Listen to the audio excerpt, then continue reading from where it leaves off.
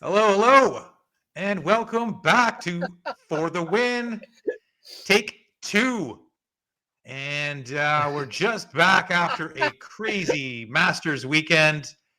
Rory McIlroy takes the Grand Slam, takes the green jacket, and man, that was a roller coaster of emotions. I couldn't even watch the ending. I had to step out and just take a breather. I mean, I could not believe the amount of ups and downs, but that's kind of like Rory's career. You know what I mean? He's had a lot of ups and downs, and he's more of a it's golf, dude. It's golf. and it's Augusta National. You get a lot of ups and downs.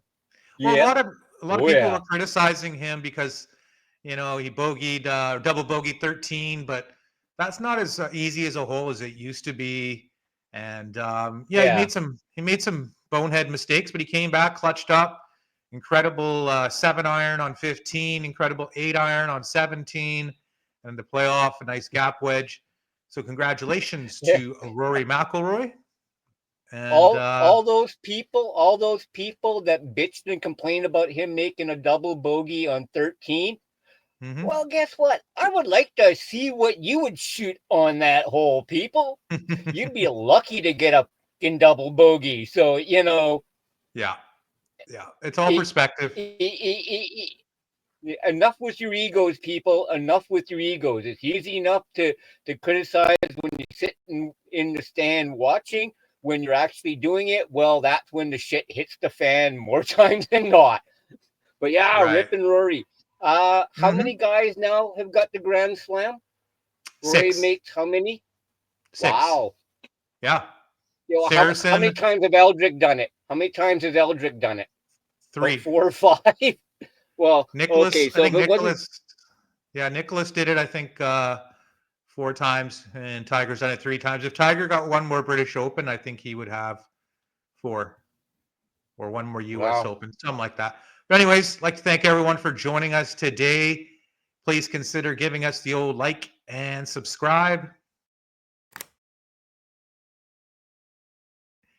And let's get right into the action. This week in the golf world, we have an elevated event, the RBC Heritage at Hilton Head, one of our favorite courses, Paul. Pumped up for this week. Yeah. This is one of my favorite stretches of the year for the golf world. And this course, not a course you can overpower, as we found out many years ago, trying to overpower it in the video game. And it's tricky, man. You got a lot of tree-lined holes. You got some seaside holes, and the 18th hole is it's iconic. It's you see that hole and you know what's happening. And there was always that joke they would have on the telecast. They would show the lighthouse, and then they would show a boat coming in. They're like, "Oh, there's McCord coming in," right? So there's Gary's yacht, and you're looking at this thing going, "That's like $100 million yacht." Okay, Gary, you're doing pretty good for just commentating on golf. No shit. I remember that. Hey, there's Gary's yacht. Mm-hmm. That was the running joke. Okay, so I got 5 outrights for this week. I got a top 10 and a top 20 as well. Okay. So let's get into the 5 outrights. I'm going to go with Xander Schauffele, 15-1.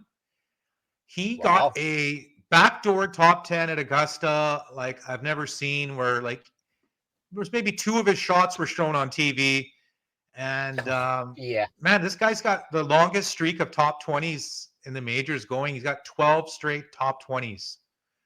Wow. So Xander is the epitome of consistency. He's coming off his rib injury, and 15-1. I really like him this week. He's had a couple of top 20s last couple of times he's played here, and he's rounding into form.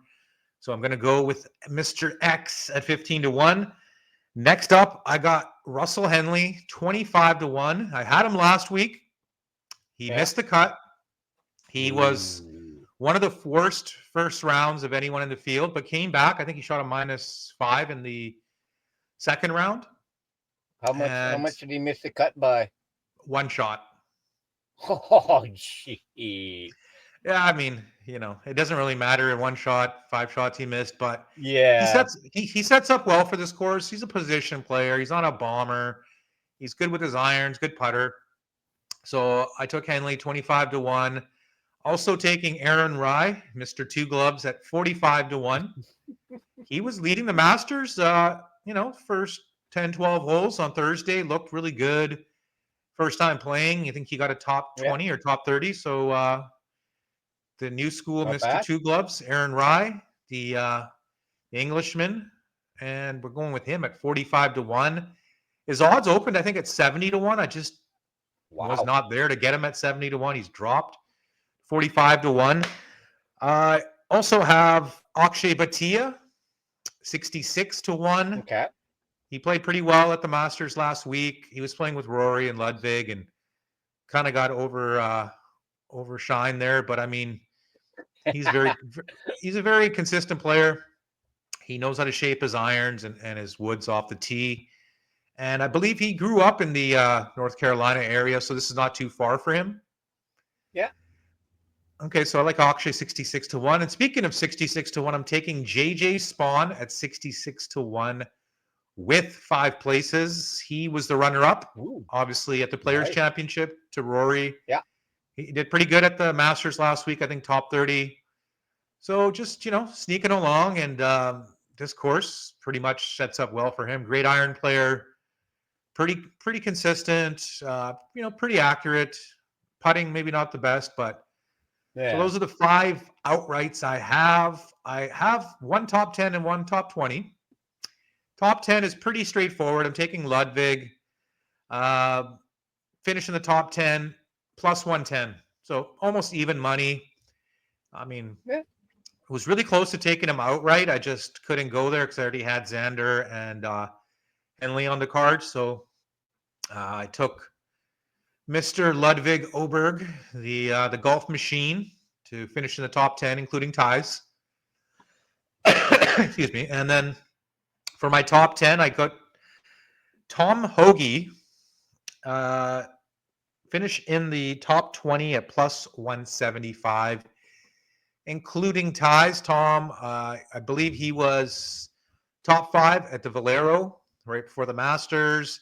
He did top 15 at the Masters, just quietly, underneath the radar, no shots shown on TV. He's not a great putter. He's known for his iron, so I think he can finish in this top 20. Plus 175, I think, is a great number. Wouldn't be surprised if he's in the top 10. So definitely. Yeah, I didn't have a chance to really go through the other tournament, the opposite field event, the Punta Cana Championship. I believe it's in the Dominican Republic. Okay. It's more or less like a Corn Ferry tournament. Like it's the best of the rest. But I didn't have a chance. I just just kind of a hangover from the Masters, and then I got to look. I'm getting ready for the NBA play-in games, and the playoffs start this weekend. So I'm just a little too much on the plate right now to get into 2 tournaments. But we do have a live golf event next week in Mexico. Yeah. It's the course they used to play the WGC on many years ago. And next week they're having a team event for the PGA Tour. It'll be 2-on-2. Last year the champions were Rory and Shane Lowry, the Irish duo. I think they'll be back to defend, but who knows?